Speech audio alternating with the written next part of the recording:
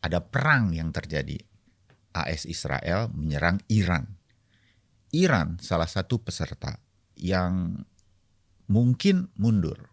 Ini gimana dampak-dampaknya, ekonomi, politik, ada negara-negara yang dukung Iran segala macam. Kalau sanksinya pasti dalam waktu yang indefinite atau belum bisa ditentukan, udah pasti mereka nggak boleh ikut lagi di turnamen under FIFA.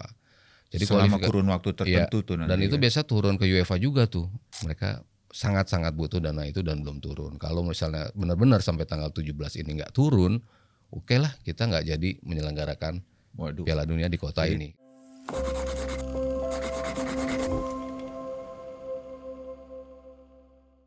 Halo, ketemu lagi teman-teman podcast Siber Singkat Berita dengan saya Bayu Sutiono. Sebentar lagi saya mau ngobrol sama rekan saya sesama jurnalis, tapi dia jurnalis olahraga. Saya berani bilang sekarang dia nih jurnalis olahraga senior yang ada di Indonesia.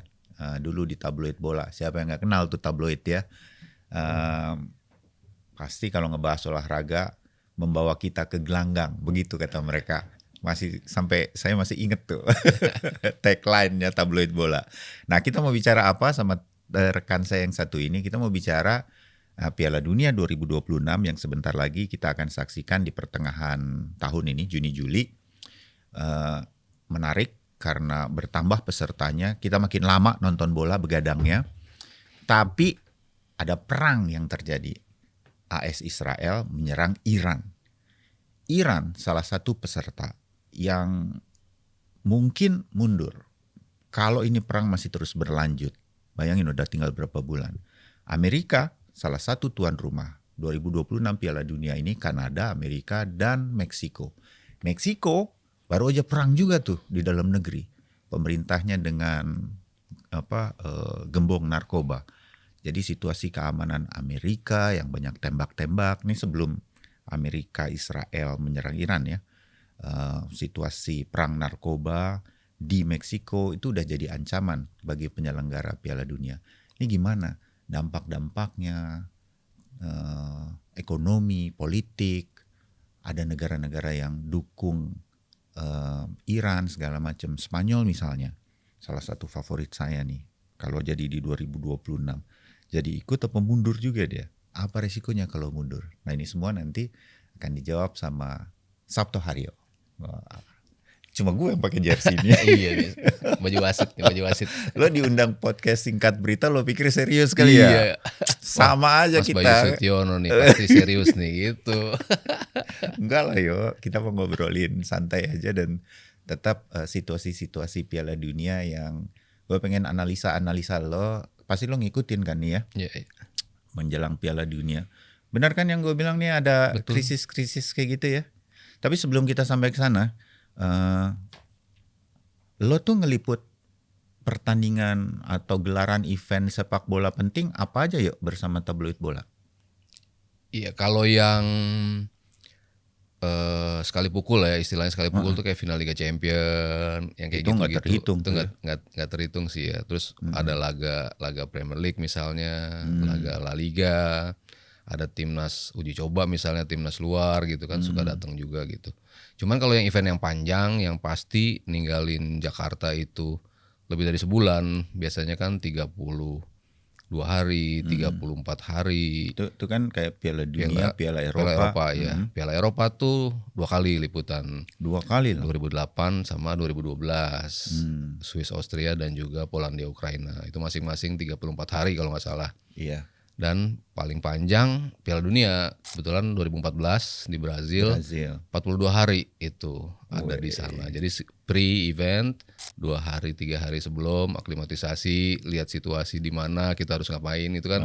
Lihat dulu kan sambil ngambil akreditasi di awal. Iya. Lalu eventnya sendiri 30 hari dan pasca eventnya gitu kan. Setelah itu negaranya gimana sih setelah kejadian Piala Dunianya tuh abis itu berbenahnya seperti apa. Itu kan pengen tahu juga kita. Jadi kan. itu lo termasuk ke pasca event itu lo tetap stay di sana tetap tuh stay. Ya? Ada 2 hari 3 hari lah. Udah jadi orang Brazil. Apa kesan lo Piala Dunia, pesta olahraga terbesar dan terheboh sedunia sepak bola di jantungnya gue Iya, bilang gitu iya. sepak bola Brazil waktu itu. Ya, ini lebih ke perjalanan apa ya?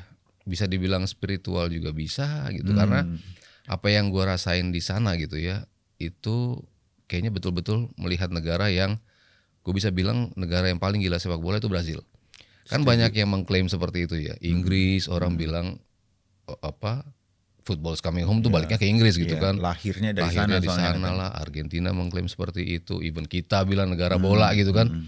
Tapi gue nggak pernah ngelihat sebuah negara yang hampir semua penduduknya gila bola.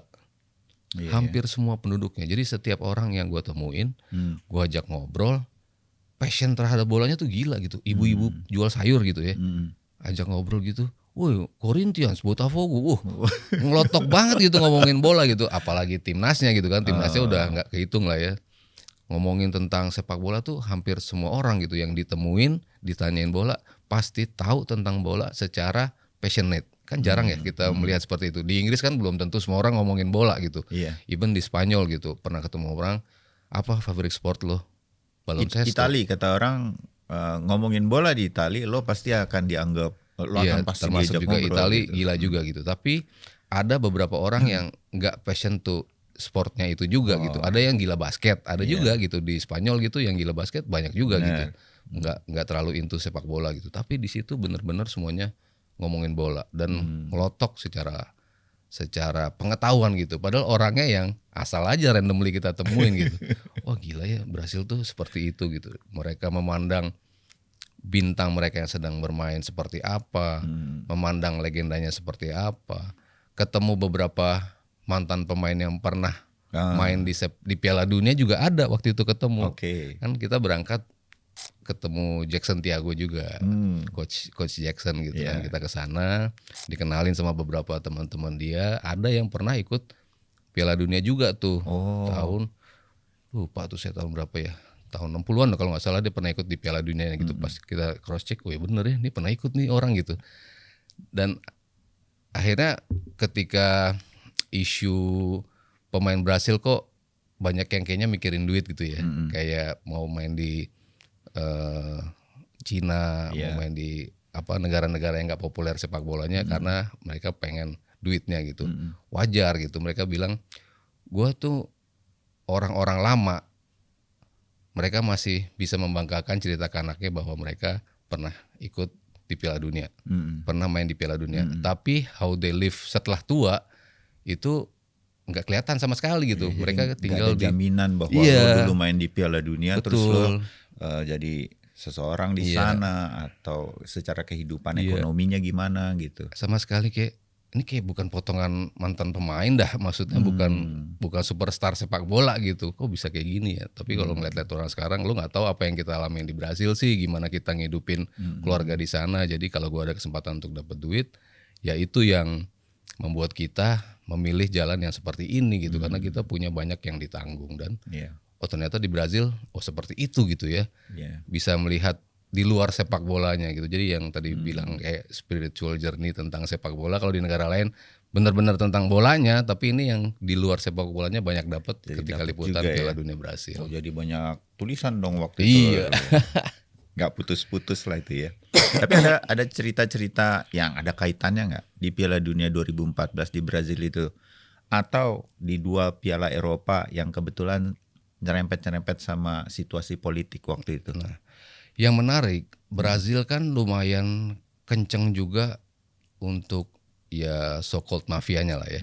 Mereka yang pada hidup di favela, lalu mereka punya gembong-gembong kecil sendiri di sekitar situ.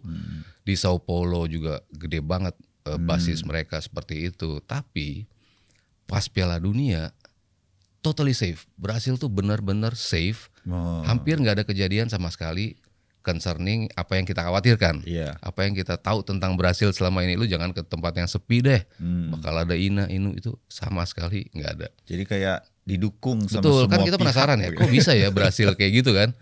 Ternyata presidennya nemuin nemuin gembong-gembong ini. Selama sebulan kalian tiarap. Gue minta ini untuk Brazil. Secara look dari luar kita akan disorot gitu. gue minta kalian nggak tahu lah ada dealing apa di balik itu, tapi kita sebagai pendatang, kita sebagai yang meliput totally safe sama sekali. Kayaknya ada satu kejadian wartawan Indonesia juga gitu dicopet di Brasil. Cuman kan copet ya different lah, maksudnya di mana aja di Eropa pun banyak gitu kan copet gitu kan. Tapi yang kejadian di mana gangster bawa senjata yang kalau kita lihat di sana naik motor megangin senapan, sama sekali nggak ada. Itu di Brazil. Jadi kalau emang negaranya bisa memanage itu, bisa terlaksana ternyata gitu kan. Dan Brazil, itu betul-betul jadi Brazil diingat sebagai salah satu tuan rumah terbaik lah buat Piala Dunia. Itu kan harapan setiap tuan rumah event sebesar itu ya. Walaupun kita datangnya sempat ada kekhawatiran juga kan. Diajak ke favela juga waktu itu main bola. Wah, kayak gimana nih ya di situ? Datang sana, bau alkohol, bau gitunya sih tetap ada gitu ya. Tapi begitu main, ya mereka welcome gitu loh. Walaupun mereka tuh premannya sini tuh, ini ditunjukin bahwa mereka penguasa-penguasa sini. Tapi welcome sama kita yang wajahnya jelas berbeda dari mereka gitu kan. Dan kita merasa safe di situ. Jadi yang di awal yang kita pengen tahu kenapa sih kok bisa begini mereka, ternyata background story-nya presidennya lumayan aktif untuk bergerak duluan. Menarik ya, mereka berani bawa jurnalis dari seluruh dunia untuk nih lo lihat ini gini apa segala macam, bukan tanpa risiko sebenarnya kan, tapi dia mau ngasih tahu dan kita juga kemudian menyebarkan kan informasi ini ke seluruh dunia. Brazil aman untuk Piala Dunia. Dan yang menarik lagi di Ukraina, kalau penyelenggaraan dua negara kan kadang-kadang kita nggak bisa ngelihat sama-sama equal gitu ya. Misalnya Swiss akan berbeda untuk men-treat orang-orang yang datang dibanding Austria. Austria tuh kaku banget orang-orangnya tuh yang naik kereta dari Austria Vienna ke Swiss tuh hari pertama nyampe kan di Vienna langsung harus ke Swiss. Naik kereta tuh berasa naik ini kereta yang tentara Nazi gitu, yang galak-galak gitu, yang orangnya nggak tegur-tegur gitu gini, yang nggak kooperatif lah gitu kan. Begitu nyampe ke Swiss beda banget gitu orangnya lebih ramah. Lebih ramah. Itu kan dua penyelenggara yang berbeda bisa beda banget treatmentnya terhadap kita. Kereta api, transportasi semua di Swiss kita nunjukin kartu akreditasi semua gratis. Mereka udah terinform semua yang ada di sana. Ke Austria nunjukin kartu, apa ini apa lah, di Swiss gue ini gratis. no sini enggak lah, kok bisa beda gitu kan, padahal dua negara yang di eventnya sama gitu. Ternyata lo nggak bisa menyampaikan secara menyeluruh, treatment terhadap orang yang datang bisa beda. Polandia Ukraina pun seperti itu gitu. Polandia jauh lebih lebih bisa menyampaikan itu di awal gitu. Jadi apa yang kita rasakan di Austria, di Swiss dirasakan juga waktu 4 tahun kemudian di Polandia. Tapi di Ukrainanya beda lagi tuh. Mereka lebih kaku lagi dan seperti itu. Dan concerning apa yang terjadi di Brazil, di Ukraina juga seperti itu. Biasanya banyak sekali gembel lah istilahnya ya, orang-orang Ukraina tuh ya. Ukraina banyak sebagai begitu. Banyak. Dan biasanya mereka tuh kalau nggak ada event itu bisa ditemuin di mana-mana gitu. Tapi pas event itu sama sekali nggak ada. Sama sekali. Ini diumpetin di mana ya nih gembel-gembel ini gitu sama pemerintahnya. Didandanin kali gitu. Yuk, didandanin dulu. Oh iya dirapiin gitu ya. Tapi satu hari setelah kan saya bilang tiap event tuh pasti kita ada after eventnya. After eventnya muncul. Langsung lah. Ini kemarin nggak ada nih mereka nih gitu. Jadi ada juga mungkin dealing yang dilakukan oleh pemerintah pusat, pemerintah lokal untuk bisa gimana nih kita memuluskan event ini. Apapun yang harus ditempuh, ayo kita tempuh. Ternyata untuk bisa membersihkan kotanya dari ya istilahnya gembel-gembel itu bisa ternyata selama sebulan tuh mereka nggak nongol, nggak mengganggu turis, nggak mengganggu kita sebagai wartawan. Tapi begitu besoknya setelah selesai event mulai itu muncul, ini nih yang dia pikir semua wartawan udah pada pulang kan. Ternyata tabloid bola tinggal satu wartawan. Jadi ketahuan concerning sebuah event tuh ternyata beda-beda gitu ya. Iya. Tergantung pendekatan masing-masing negara, apa yang mau mereka tempuh, sejauh apa mereka mau menempuhnya untuk menjadikan event itu lancar. Iya. Ini bocoran nih buat siapapun termasuk pemerintah Indonesia kalau jadi tuan rumah lagi kayak Asian Games Iya. yang cukup sukses 2018. Jangan dibiarin muncul-muncul dulu tuh yang jelek-jelek seminggu setelah acara. Karena bisa aja ada wartawan kayak Sabto Haryo tinggal dulu di situ dia pengen lihat. Nah itu ya salah satu kesan-kesan lo dalam meliput event-event olahraga, terutama Piala Dunia ya, yang syukurnya lo dapat Brazil 2014. Ya, jadi ceritanya kayak gitulah ya. Ya, Kapan-kapan jadiin buku lah itu. boleh juga sih. Iya kan? Ntar ngobrol lagi sama ngumpulin gue. clipping-clipping gitu Iya. yang ada di bola kemarin gitu. Betul. Nah, tapi kan lo juga ngeliput hampir semua event lah. Mengikuti semua peristiwa. Atau dalam analisa-analisa lo share dong ke gue dan juga ke penonton podcast Siber. Ya, Piala Dunia tuh ada nggak yang mengalami krisis-krisis politik kayak gini gitu? Olimpiade pernah lah ya. Ada yang boikot apa segala macam. Nah kalau Piala Dunia terutama nih, karena kita mau ngelihat 2026 ini di Kanada, Amerika Serikat dan Meksiko, ada nggak yang model kayak gitu yang lo bisa share dan cukup penting dalam perjalanan sejarah Piala Dunia? Kalau krisis politik kayaknya belum ada ya. Pernah ada negara yang membatalkan keikutsertaannya tuh tahun 50 di Brazil. Itu satu-satunya kejadian di mana ada negara yang memutuskan untuk tidak ikut. Itu cuma satu kejadiannya gitu dari sekian banyak Piala Dunia yang Kan alasan politik. waktu itu alasannya apa ya? Pokoknya dia akhirnya memutuskan untuk tidak mengikuti Piala Dunia itu gitu. Jadi kalau kita ambil rata, emang kasusnya cuma satu gitu. Kalau kasus Piala Dunia gitu. Kalau Olimpiade kan mungkin lebih banyak isu ya. Betul. Dari Rusia lah, dari Saling berbalas Rusia sama Amerika. 80 Moskow diboikot Rusia, Amerika, 84 Los Angeles gantian Rusia diboikot. yang nggak datang. Rusia yang nggak datang. Lalu kemarin mereka sempat harus bertanding di bawah bendera Olimpiade gitu kan, IOC gitu, nggak boleh dengan bendera negaranya sendiri gitu kan, lebih sering kalau kita bicara di Olimpiade gitu. Kalau di FIFA tuh mungkin ya karena FIFA-nya sendiri itu lebih punya power absolute kayaknya ya, kalau kita tahu bagaimana mereka bisa mengontrol dalam tanda kutip. Mereka punya peraturan-peraturan yang kalau dilanggar emang berat sih ya. Dan negara kayaknya nggak punya power gitu untuk ngelawan itu kan. Hampir semua negara yang ditunjuk, ya gue cuma nyelenggarain di negara lu. Ini bukan lu penyelenggaranya, ini FIFA yang nyelenggarain, lu IO-nya. Itu kan seperti itu kan. Jadi semua peraturan itu datang dari FIFA sehingga tidak banyak yang berani untuk menantang itu gitu kan. Kalau kita lihat Ini perkembangan, udah jelas. Iya. Kalau begini, Lo kalau akan- mundur lo akan begini. Itu ada sanksi-sanksinya. ada ya? sanksi kalau mundur. Makanya kan isu sekarang kan ada nggak sih negara yang bakal mundur nih? Apakah Iran sendiri sebagai negara Asia pertama yang lolos ke Piala Dunia ini, ironically, tapi terkena kasus seperti ini, ada ancaman mundur. Iran ini belum bilang mundur Belum, kan ya. belum. Karena- Berbagai hal yang gue baca selama ini tuh setahu gue mereka belum tahu masa depan kami di Piala Dunia 2026 nih, kita nggak tahu gitu. Pasti mereka tetap ingin hadir di sana. Memang ada sanksi kalau misalnya Iran nih memutuskan tidak hadir di Piala Dunia 2026, apa aja sih aturan FIFA yuk? Kalau sanksinya pasti dalam waktu yang indefinite atau belum bisa ditentukan, udah pasti mereka nggak boleh ikut lagi di turnamen under FIFA. Jadi Selama kurun waktu tertentu tuh nanti. Dan itu kan? biasa turun ke UEFA juga tuh.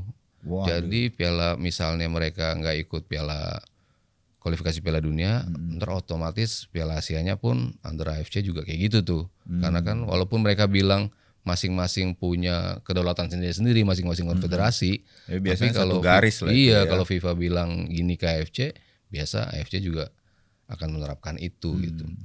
Jadi mereka juga kayaknya berpikir juga untuk mengambil langkah itu. Walaupun dari sisi kualifikasi mereka punya kemampuan untuk lolos di setiap kesempatan gitu ya. Maksudnya 4 tahun lagi ya udahlah, gue bakal lolos juga. Menunggu 4 tahun lagi depannya ya dia sebagai kekuatan yang salah satu yang paling stabil di Asia, no issue lah sebetulnya gitu. Jadi nggak yang berpikir wah kalau kita boykot kapan lagi nih kita bisa lolos. Kayak kita misalnya gitu ya, kita udah kayak gini, wah 4 tahun lagi kita bakal lolos apa enggak kan? Kita berpikiran kita seperti akan sejauh ini lagi nggak? iya. Kan Kalau mereka sih udah hampir pasti lolos lagi menjadi gitu salah satu yang lolos. Apalagi kan Asia bertambah kan kuotanya, jadi yang tadinya mungkin diperbutkan cuma 4, nah ini bisa 8 dan pasti Iran ada di situ gitu. Jadi untuk boykot sebetulnya kalau nggak ada isu mereka bakal disanksi sih nggak masalah misalnya gitu ya. Sekedar aku nggak mau nongol di Amerika, gue nggak mau nongol di Amerika Serikat, mungkin itu bisa mereka tempuh gitu. Cuman kalau mengingat apa yang bakal mereka rasakan dengan isunya dari FIFA-nya yang akan melarang itu, nah itu kayaknya mereka nggak mau ambil risiko itu. Itu yang paling penting dibanding pasti ada sanksi uang kan, denda kayak begitu pasti Kalau ada. uang sih enggak sih kayaknya, tapi mereka lebih ke concern masa depan sepak bola mereka ya. Ini bukan hal yang main-main.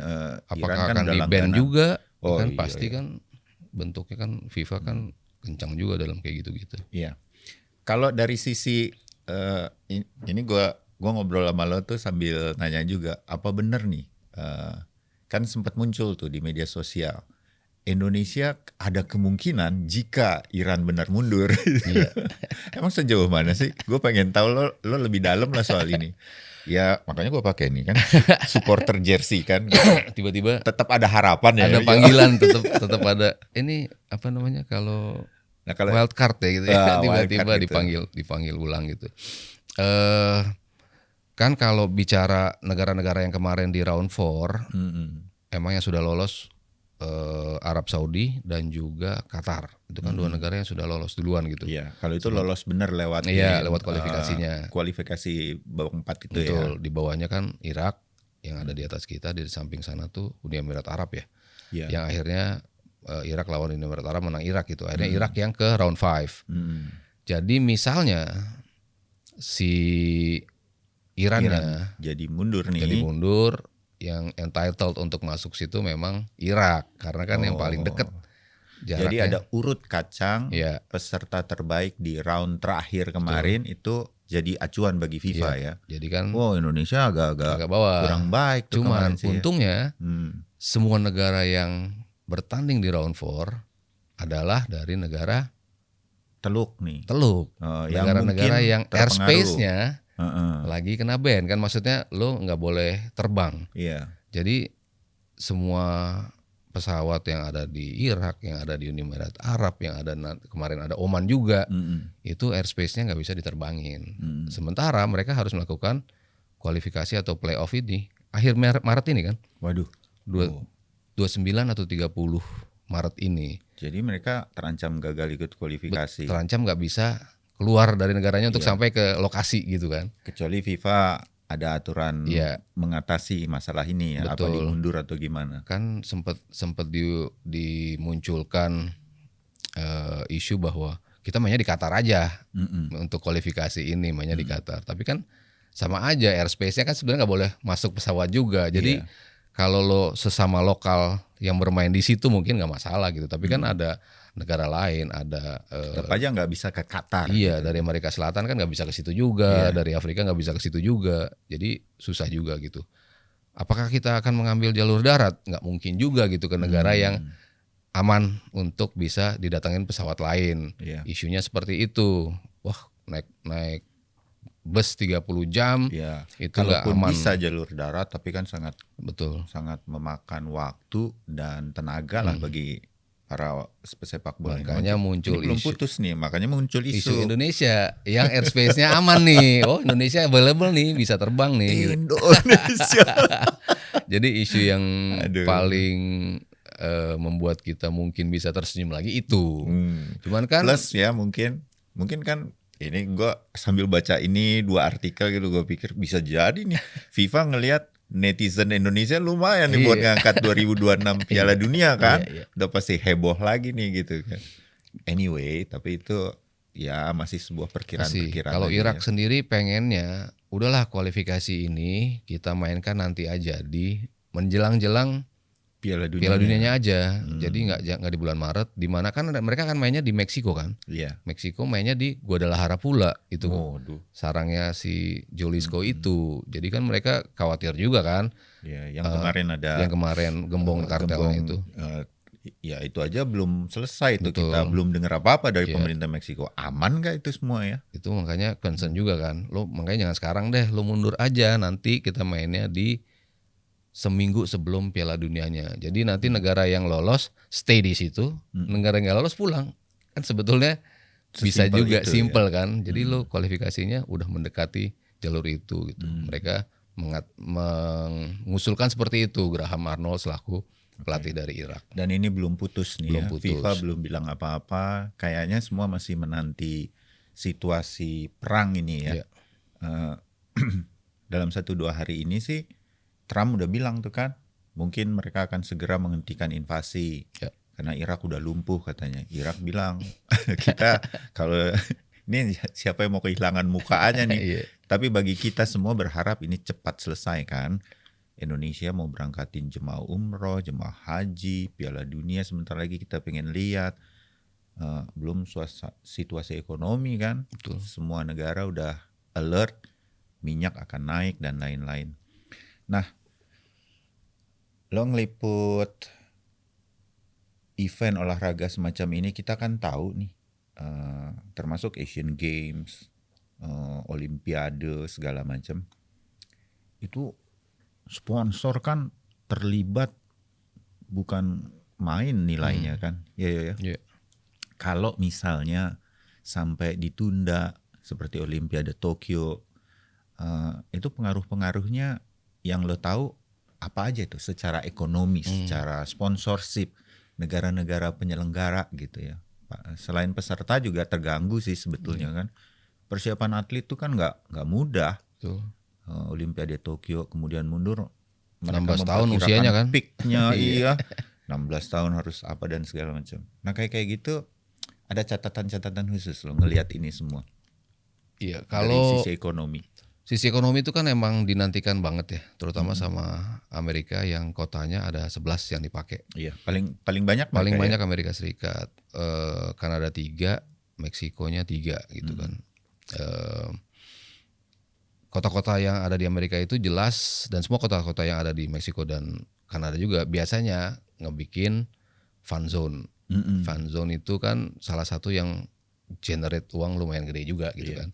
Karena ya itu kan kayak party aja kan setiap hari. Lu nggak ada pertandingan di kota itu, tapi lu tetap bisa nonton Iya. Piala Dunianya di fun zone itu dengan layar yang besar, dengan segala macam atraksinya lah ya.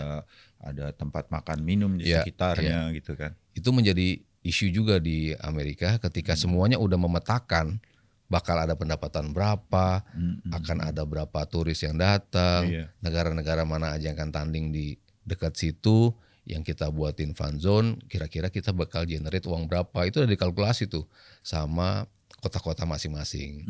Masalahnya dana untuk keamanan itu belum turun. Waduh. Ditunggu sampai akhir Maret ini. Jadi kan Dananya lagi dipakai perang. nah itu dia, si Trump kan bilang bahwa semuanya big beautiful bill ya, kalau nggak salah istilahnya dia kan bill atau dana-dana yang bakal membuat Piala Dunia ini berjalan mulus tuh ada di situ gitu. Tapi realitanya belum sampai itu, dan kota-kota Foxborough misalnya di Boston yang akan tampil di stadion MetLife ada di situ. Iya. Mereka tuh bikin juga di situ, mereka butuh $8 juta dan sudah dijanjikan itu, tapi itu belum terrealisasi. Padahal tinggal berapa bulan Tinggal lagi hitungan 100 persiapannya. hari kan? Iya. Tinggal hitungan 100 hari. Sementara kalau itu nggak turun sampai tanggal 17, mereka akan membatalkan penyelenggaraan di kota itu. Karena persiapannya nanti akan Persiapannya terlalu karena mepet itu ya. kan semuanya mereka harus beli peralatan keamanan karena satu pertandingan Piala Dunia itu mereka nganggapnya ekuivalen dengan satu Super Bowl. Hype-nya, penjagaan yang akan mereka lakukan. Sementara kalau Super Bowl walaupun event tahunan terbesar mereka gitu ya untuk sebuah event olahraga tunggal gitu, tapi kan orang-orang Amerika doang gitu. Iya. Nah ini kan dari seluruh dunia. Iya, ini menyertakan banyak orang dari banyak negara. Keamanannya tuh dinilai sama atau lebih besar gitu. Sementara mereka butuh dana yang sangat besar. Dana 8 juta itu di Foxborough itu hampir 3/4 dari dana tahunan mereka. Padahal mereka eventnya cuma 39 hari gitu kan. Iya. Mereka sangat-sangat butuh dana itu dan belum turun. Kalau misalnya benar-benar sampai tanggal 17 ini nggak turun, oke lah kita nggak jadi menyelenggarakan Piala Dunia di kota ini. Kita jadi PR lagi. Tekanan bagi, ini kita bicara baru satu negara lah ya, Amerika yang paling banyak kotanya akan menyelenggarakan Piala Dunia, mereka lagi banyak tekanan ya. Banyak. Belum yang masalah kalau ice. Kalau kita menebak, Trump lagi nggak mikirin Piala Dunia sekarang. Waduh, ngeri juga kita ya. Tinggal berapa hari lagi tanggal 17 itu dan kemudian semua angkat tangan kan bisa tidak terselenggara gitu. Pusing juga jadi FIFA nih ya. Pusing. Walaupun mereka sok santai sih sebetulnya. Enggak, kita percaya Presiden Meksiko sudah melakukan tugasnya dengan benar, semua akan aman. Concerning Meksiko dia bilang gitu. Amerika pun saya yakin betul Donald Trump akan bla bla bla bla. Tapi dalam hati mungkin dia deg-degan juga ya. Pastilah. Oh, ini gimana ya? Bukan main. Ya udahlah kita ini aja lah ya, Piala Dunia dengan segala ketidakpastiannya ya yuk ya. Kita berharap yang terbaik aja sehingga kemudian bisa tetap terselenggara event tahunan ini. Saya secara pribadi sih nunggu Piala Dunia kali ini karena pesertanya tambah. Kita nih akan nonton begitu banyak pertandingan sepak bola dan kemudian mudah-mudahan semua penyelenggaraan berjalan lancar. Kita nontonnya juga di Indonesia juga lancar. Lepas dari Indonesia lolos atau tidak, kemarin kita udah bikin sejarah lah gitu ya. Nah, mumpung gue lagi pakai jersey supporternya Timnas, lo juga pasti ngamatin dan selalu ngamatin Timnas kan nih. Apa perkembangan yang kita menuju ke FIFA Games bentar lagi dengan pelatih baru kita? John Herdman dan dia udah nyebut benar tuh ya nama-nama yang kemarin bahkan ketika Sinteyong apa segala macam nggak kesebut sekarang disebut lagi. Ceritain yuk amatan lo mengenai Timnas menjelang ini sebagai bagian-bagian akhir ngobrol bola gitu. Kita kan termasuk berapa kali di Nalar ya di Tiki Taka kita bicara tuh positif banget apa yang kita lihat di hari pertama kedatangan Herdman gitu ya. Secara dia datang tuh all positive sides yang kita lihat dari dia gitu. Tinggal di lapangannya gimana nih? Betul. Faktor non teknisnya nih udah masuk. Semua waktu datang positif. Iya, semuanya positif kan. Faktor non teknisnya segala macamnya lah ya, visi yang dia ingin tunjukkan, gesture yang dia tunjukkan tuh semuanya positif banget lah ini pelatih gitu. Tapi di lapangannya gimana ya? Kan itu yang kita butuhkan juga kan. Paling penting. Hasil di lapangan. Sementara pemanggilan 41 pemain terakhir itu cukup mewakili apa yang emang kita pengen lihat dari pemain-pemain ini. Kan dia juga menyebut bahwa BRI Super League akan berkontribut besar untuk dan dia timnas cukup ini. rajin hadir ya. Iya, dan cukup rajin datang, bahkan ke sesi latihan pun dia datang. Dan dia komit dengan ucapannya bahwa majority datang dari memang Super League. At least dari 41 nama ini ya sudah muncul ada 25 atau 26 itu dari BRI Super League gitu. Artinya lebih dari setengahnya kan sudah pemain yang ada di lokal. Itu nunjukin bahwa kalau kita bicara liga kita kualitasnya sudah naik kan itu butuh waktu nggak cepet ya, agak lama untuk melihat oh benar liga kita udah naik gitu. Tapi untuk setahun dengan beberapa nama pemain-pemain diaspora hadir, emang kelihatan sih gaya bermainnya, persaingannya, kengototan setiap tim tuh emang naik. Kalau kita nonton Liga Indonesia sekarang, bahkan di Liga 2-nya, memang ada kualitas ya. Ada apa ya? Nontonnya tuh udah nggak ngebosenin lagi kok, gitu kan ya. Dan banyak kejutan-kejutan gitu dengan hadirnya para pemain ini.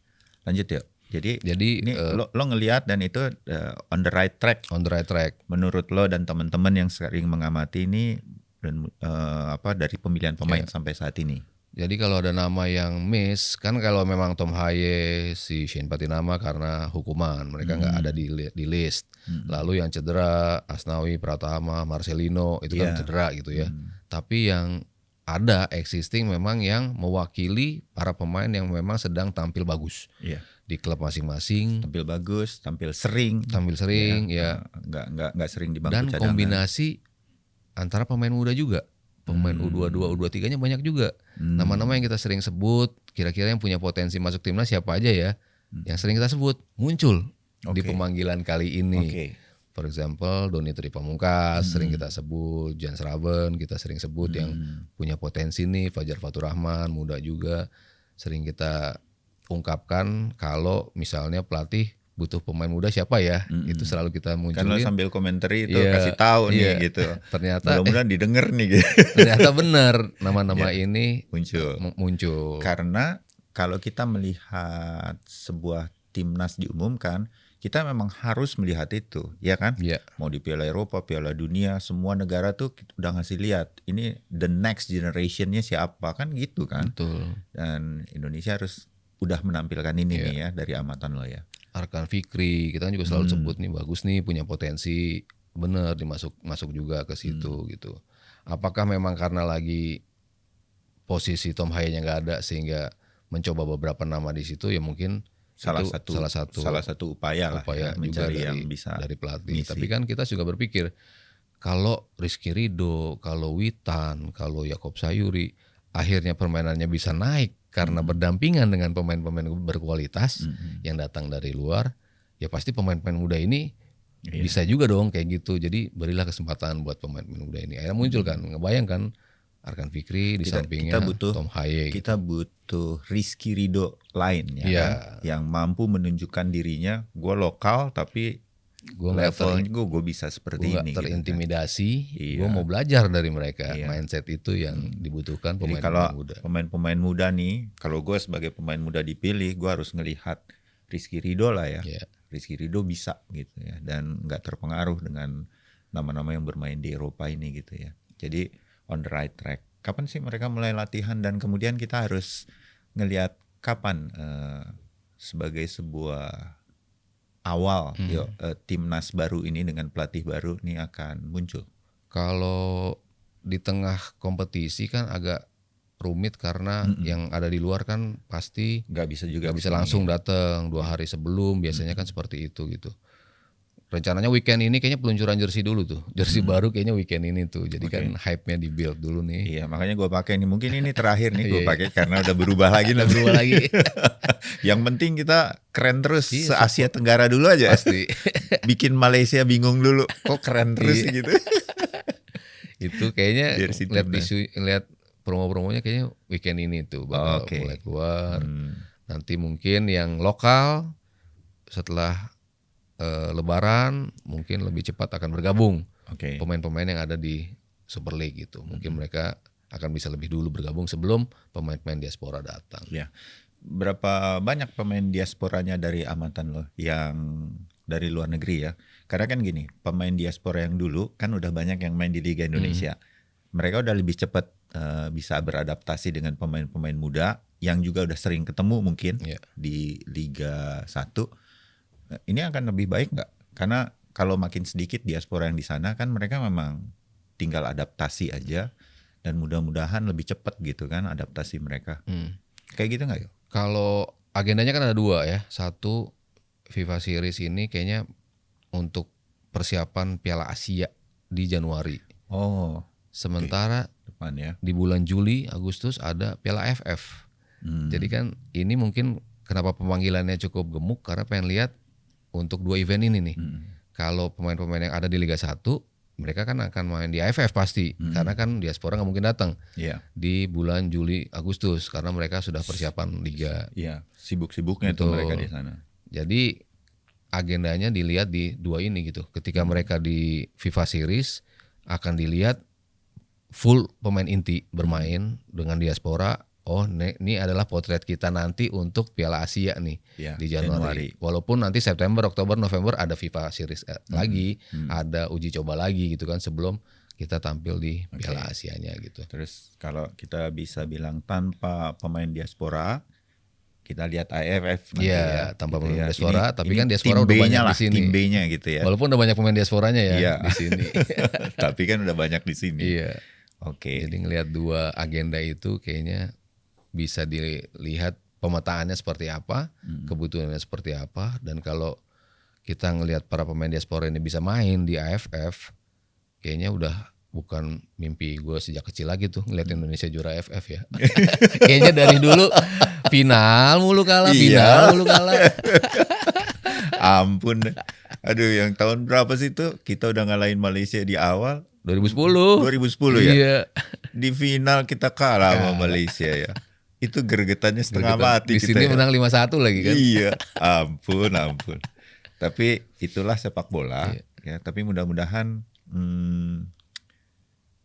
harapan lo mengenai sepak bola Indonesia ini dengan segala gunjang-ganjingnya setelah Patrick Kluivert kemarin, PSSI-nya seperti apa? Bagian akhir deh, bahwa ini karena lo sama teman-teman terutama terus mengamati gitu ya. Kita kan tinggal nonton hasilnya nih. Kalau di Senayan nonton lah kita gitu ya. Anyway, anak-anak gue cewek sekarang ikut-ikutan nonton. Bukan main deh ya. Nah, harapan-harapan kita sama timnas ini on the right track juga nggak dari PSSI-nya? On the right track. Kalau kemarin isunya buru-buru mencat Kluivert, berarti on the right track ya. Maksudnya udah jelas ya. Oh, kemarin something yang lo keliru, tapi lo coba cepat benahi dan lo menunjuk kalau menurut gue orang yang tepat. Karena levelnya nggak ketinggian, kita nggak nunjuk Carlo Ancelotti, kita nggak nunjuk Thomas Tuchel gitu yang levelnya juga kejauhan untuk ngelatih kita gitu. Nggak nunjuk yang nggak punya kualifikasi juga gitu, tapi yang punya kualifikasi dan mirip-mirip juga apa yang dia buat di Kanada. Banyak diasporanya juga, ngumpulin pemainnya juga gak gampang gitu. Kayaknya mirip nih kayak itu. Jadi sudah tepat concerning timnas. Cuman kan yang selalu gue akan tagih adalah youth development itu. Gimana gue ngiri banget sama Thailand untuk level grassroots, kok mereka keren banget dan selalu menjadi threat buat kita gitu kan. Kalau kita nggak sama diaspora kan kayaknya kita nggak akan menang juga ya lawan Thailand gitu kan. Sulit juga gitu loh, maksudnya nggak mudah gitu. Tapi kan kenapa mereka bisa begitu? Karena dari bawah mereka sudah menjalankan sepak bola secara benar, secara ideal. Lo benahi dari bawah, kolam lo gedein, pemain berkualitas lo akan gampang lo pick gitu kan. Sementara kita kan baru mencoba menuju sana dengan segala macam. EPA-nya lah yang awalnya cuma 3 bulan, sekarang udah mulai panjang. Jadi anak-anak muda ini punya wadah untuk bisa berkompetisi secara reguler. Walaupun masih banyak lubang-lubang juga yang dimanfaatin. Gue comot SSB sini buat jadi tim klub ini gitu kan, tuh masih nggak ideal juga sebetulnya kan, karena nggak lo bina beneran gitu. Tapi pelan-lahan kayaknya itu akan coba diselaraskan lah. Mudah-mudahan lah ya, karena dan itu akan gue tagih terus. Iya, setuju. Dan hampir setiap, nggak cuma lo di setiap ini semua pengamat sepak bola menagih itu sebetulnya dari PSSI kan sebagai bagian dari semua desain besar sepak bola. Dan itu nggak berlaku hanya untuk Indonesia. Semua negara yang besar sepak bolanya memulai liganya dengan baik, jenjangnya baik, youth developmentnya juga baik. Jadi mudah-mudahan ini pelan tapi pasti terjadi. Baru habis itu mimpi kita satu persatu muncul. Juara AFF dulu. Tapi apa kita sama lah ya. Juara AFF dulu aja dia sama pelatih baru sama tim baru. Masa ya nggak bisa-bisa. Pecah telur nggak runner up gitu. Oke, mudah-mudahan begitu. Nah udah dapet ya gambaran teman-teman dari yang selalu nonton podcast Siber. Sabtu Haryo, terima kasih udah berikan gambaran sama-sama mengenai Pesta Piala Dunia FIFA dan Timnas Indonesia. Mudah-mudahan pakai kaos hitam ini bukan berarti gelap. Biar kelihatan kurus. Udah kurus juga. Kita ketemu lagi kalau gitu di kesempatan yang lain. Terima kasih undangannya. Kita tunggu lagi analisa-analisa lainnya sebelum menganalisa Piala Dunia. Amin. Amin. Ya, Amin. nanti. Thank you, yuk. Kita Sama-sama ketemu lagi. Mas Bayu. Teman-teman dari Podcast Siber, sampai jumpa di episode yang lain. Terima kasih untuk selalu like, subscribe, dan minimal bantu kita ya untuk di-share kemana-mana. Terima kasih, sampai jumpa.